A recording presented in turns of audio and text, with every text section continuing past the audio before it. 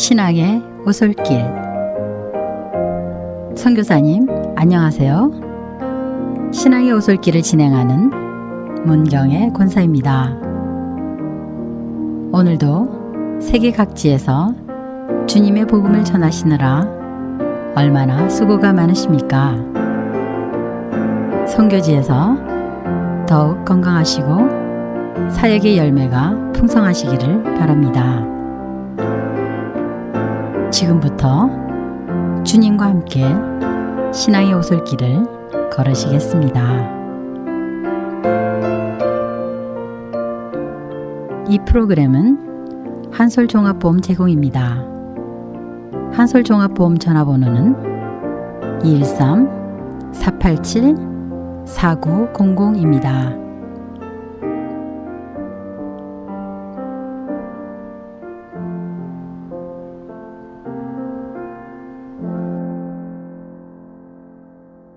이 시간에는 이정근 목사님의 조각글 좌파예수, 우파예수 중에서 읽어드리겠습니다.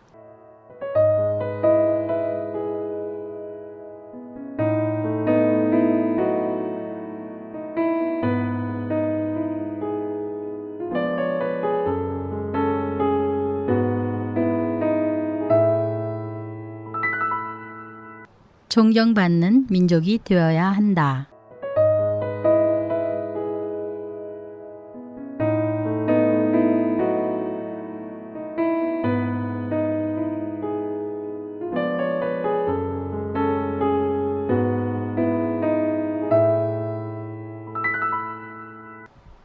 (1992년) 4.29 폭동이 터진 후 한 달쯤 되었을 때 일이다. 인종 갈등 해소 방안을 논의한 세미나에서 어떤 흑인 교수와 나란히 앉게 되었다. 잠시 쉬는 시간에 그는 나에게 이렇게 물었다. 한국인들이 이민 1세인데도 그처럼 사업에 성공하는 이유가 무엇이라고 생각합니까? 아직 영어도 서투르고 미국 문화에 적응도 안 된 처지인데요. 우리 아프리칸 아메리칸들은 노예로 팔려온 지 이제 7, 8세대가 넘어가고 있고 영어에 아무런 문제가 없는데도 이처럼 여전히 가난에 벗어나지 못하고 있지 않습니까? 그런 말을 들으니 인종폭동의 최대 피해자라는 억울함이 잠시나마 풀어지는 기분을 느끼게 되었다. 그래서 한국인들은 대부분 교육받은 사람들이 이민을 왔고 또 튼실한 기독교 신앙을 바탕으로 삼고 있으며 특히 한국 전쟁을 겪은 세대라서 강인한 생존 경쟁력을 가지고 있기 때문일 것이라며 숨 쉴 틈 없이 설명해 주었다. 하지만 지금까지 마음이 그리 개운치 않다. 과연 우리 한국인들이 250여 인종이 몰려 살고 있는 미국에서 존경을 받을 만한 인종이던가 하는 질문이 머리에서 뱅뱅 돌고 있기 때문이다. 정말 우리 한국인들이 백인들보다 존경을 받고 있는가? 같은 아시아인인 중국인, 인도인, 베트남인들보다 더 우수한가? 아니 축구를 했다면 꼭 이겨야 하는 적수인 일본인과 비교해서는 어떤가? 제1회 미주 한인의 날을 제정한 것은 기쁘고 보람있는 일이다. 미주 한인 역사에 큰 획을 긋는 일이라고 주저없이 평가할 수 있고 미주에서 조국 독립운동에 헌신했던 선열들에게 드리는 값진 선물이라고 생각된다. 그러나 이날이 단순히 기뻐하고 축하하는 날에 그쳐서는 안 된다. 한국인의 역사와 문화를 자랑하는 날로만 삼아서도 안 된다. 그런 것보다 더 중요한 것은 우리 미주 한인 전체가 무엇인가를 새롭게 결심하는 모멘텀이 되도록 하는 것이다. 진실로 큰 결단의 날이 되어야 한다. 그렇다면 과연 무엇을 결심해야 할까? 다른 것이 아니다. 우리 한국인들이 세계에서 가장 존경받는 민족이 되도록 하자는 결단이다. 다른 말로 하면 한국인 최우수화 운동에 참여하자는 결단이다. 이것은 결코 인종 청소를 자행한 히틀러식 민족 우월주의의 사고방식에서 나오는 주장이 아니다. 오히려 온 세계를 섬기라는 당군의 홍익인간 사명에서 하는 말이다. 20세기 후반부터 한인들에 대한 세계인들의 의식이 크게 달라진 것은 사실이다. 한국 기업의 세계 진출, 각종 체육 경기 실적, 한국인 출신 유엔 사무총장 취임, 선교사 파송 제2위 민족, 이런 것들이 한국인 전체의 지위 향상을 증가하고 있다.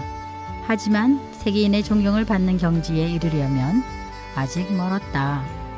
교육 수준, 경제 수준, 지도력 수준에 있어서 결코 상위 그룹에 도달하지 못하고 있다. 특히 도덕성, 정직성, 성실성, 근면성, 책임감, 공중질서의식, 준법정신, 민주주의 신념, 인권의식 같은 인간의 기본 가치에 있어서는 세계인들 앞에 부끄러움이 적지 않다.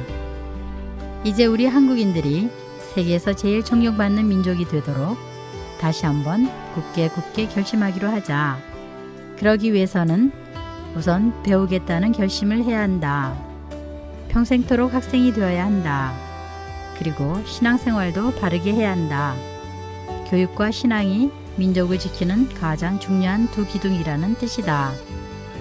이를 바탕으로 다른 인종들에게 사랑, 그것도 큰 사랑을 베푸는 홍익인간이 되기로 크게 결단해야 한다. 존경을 가져오는 가장 큰 힘은 사랑에서 나오는 것이기 때문이다. 그래서 도산 안창호는 애기에타라는 교훈을 남겼다. 자기를 사랑하듯 남을 사랑하라는 뜻이다.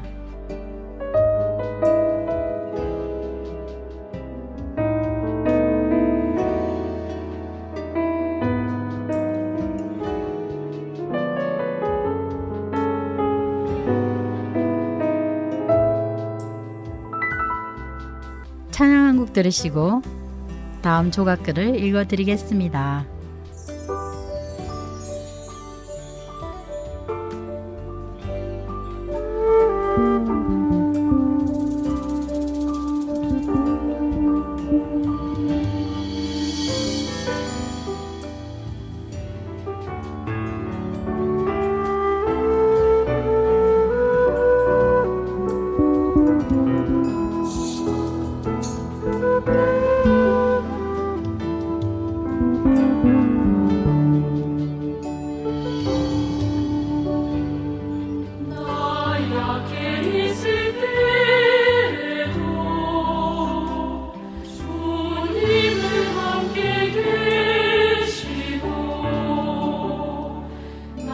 소망이 있을 때도 주님은 내게 오시네. 나 시험 당할 때도 주님이 지켜주시고 나 실망 당할 때도 주님이 위로하시네.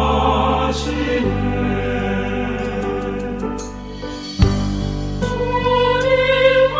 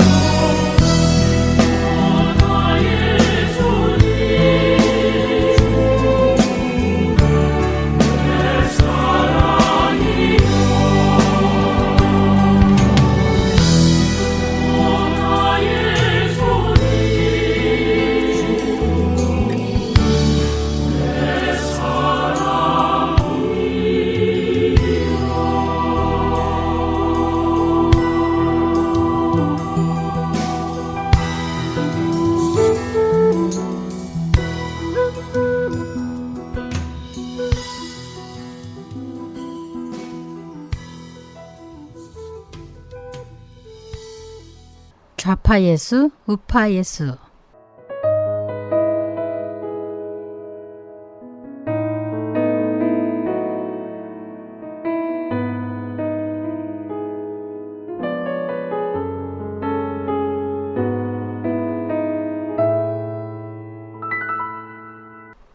요즘의 정치 철학으로 비교된다면 예수님은 무슨 파에 속하실까?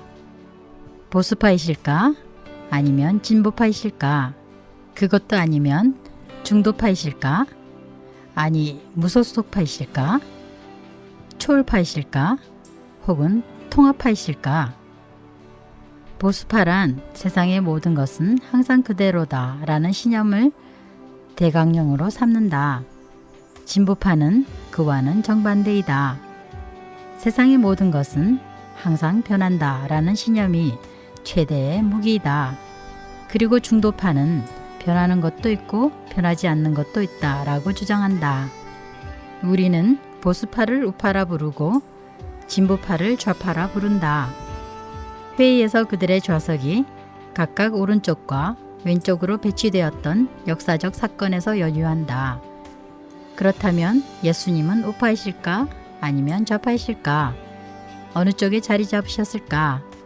예수님께서 반체제 인사이셨던 점에서는 좌파에 속하신 것 같다.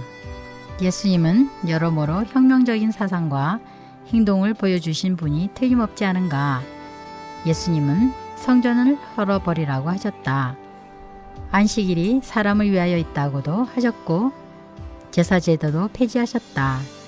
거기다가 새 포도주는 새 부대에 담아야 한다 라고 강조하시므로 좌파의 튼튼한 이론가가 되셨다. 대제사장과 성경학자들은 보수 꼴통이라면서 매몰차게 저주를 퍼부으셨으니 무엇을 더 말하랴. 그러나 예수님은 우파 중에서도 우파이셨다. 천지가 없어지기 전에는 율법의 1.1획이라도 반드시 없어지지 아니하고 다 이루리라 고 명백히 선언하셨다. 나병 환자가 치료받은 뒤에는 율법이 규정한 그대로 제사장에게 예물을 드리라고 명령하셨다. 게다가 가이사의 것은 가이사에게 라고 하시므로 자신이 친체제 인사임을 확인해 주셨다. 그러고 보면 모든 것이 혼란스럽기만 하다. 과연 예수님은 진보 좌파이신가? 아니면 보수 우파이신가? 혹은 매파이실까? 비둘기파이실까? 예수님은 좌파도 되시고 우파도 되신다. 아니 진보파만도 아니시고 보수파만도 아니시다. 진보파에 가시면 진보파이시고 보수파에 가시면 보수파이시다. 게다가 좌파에 가시면 우파가 되시고 우파에 가시면 좌파가 되시는 분 아닐까? 한 가지 더 있다. 비둘기파이시면서 비둘기 이상이시고 매파이시면서 매 이상이시다. 매와 비둘기의 공동 창조주가 아니시던가. 그렇게 생각하면 예수님을 당초 무슨 파로 편가르기를 하는 것이 무척 죄송스럽기만 하다. 창조주를 어찌 피조물들의 무슨 파로 나눈다는 말인가.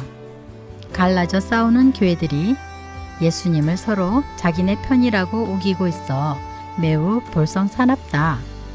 자기들이 예수님 편이 되어야 하는 건데.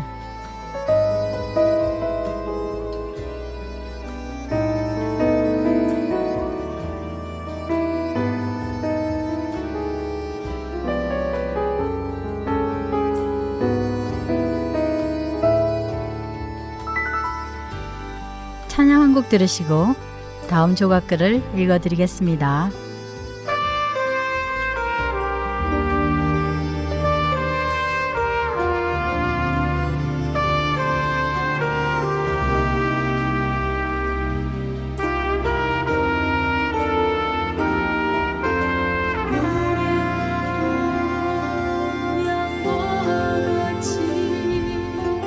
길을 잃고 제갈 길로 가네.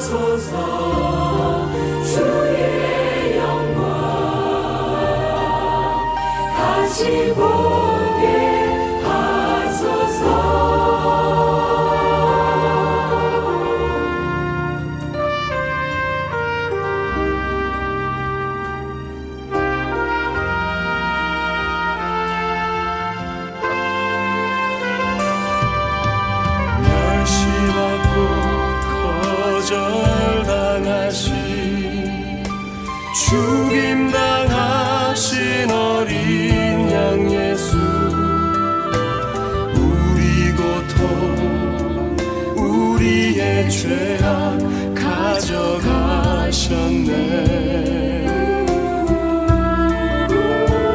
아들 예수의 피로 정결케 하사 아버지 앞에 경배하게 하소서.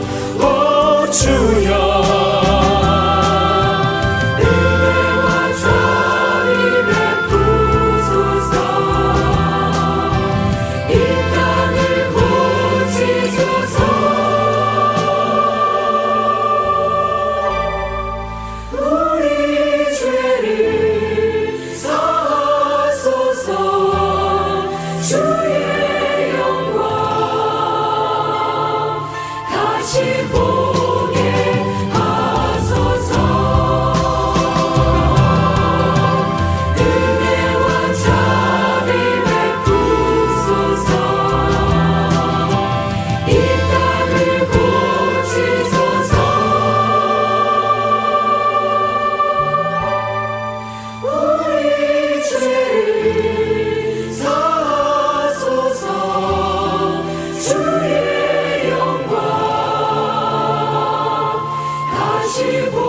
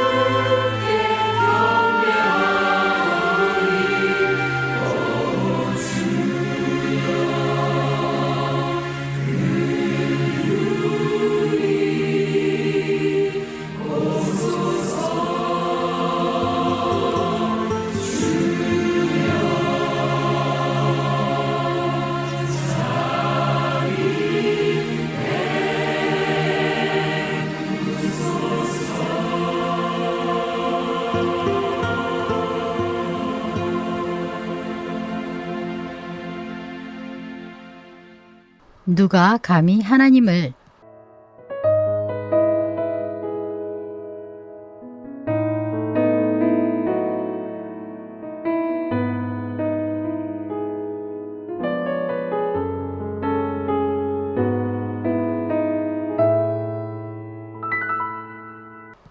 지난 1년 내내 설교는 오직 예수님에 관한 것이었다.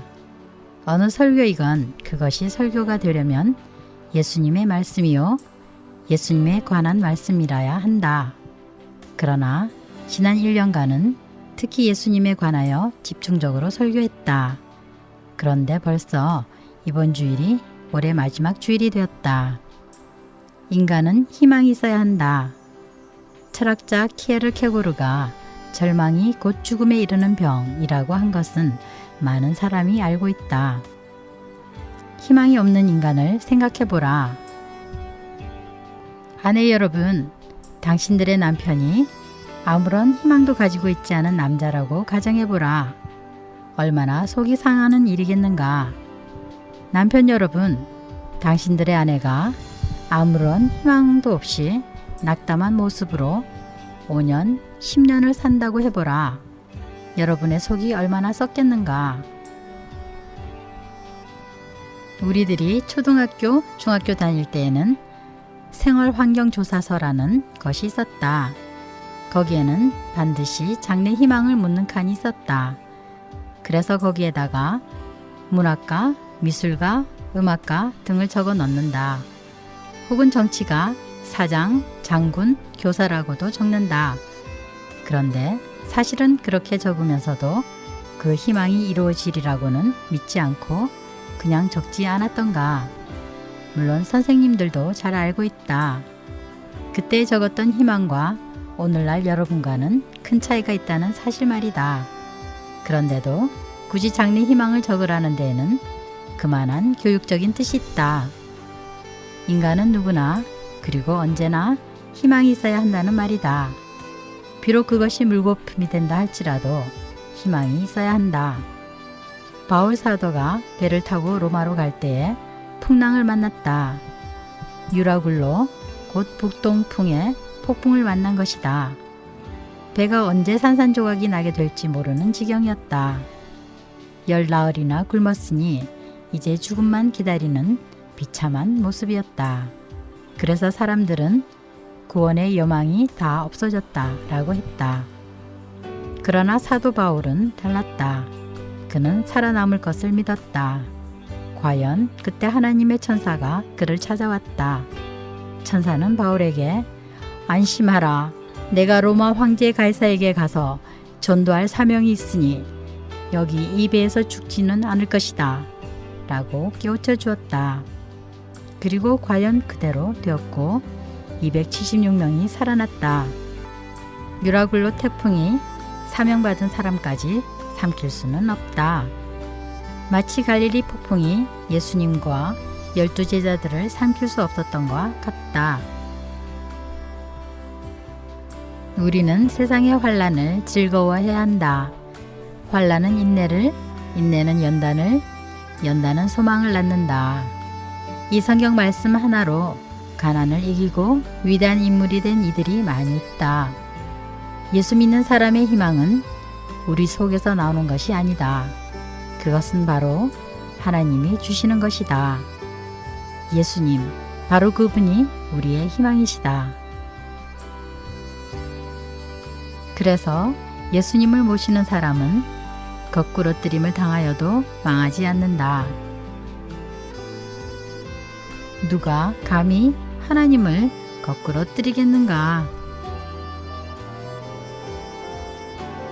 지금까지 낭독의 문경의 권사였습니다. 다음 시간까지 평안하세요.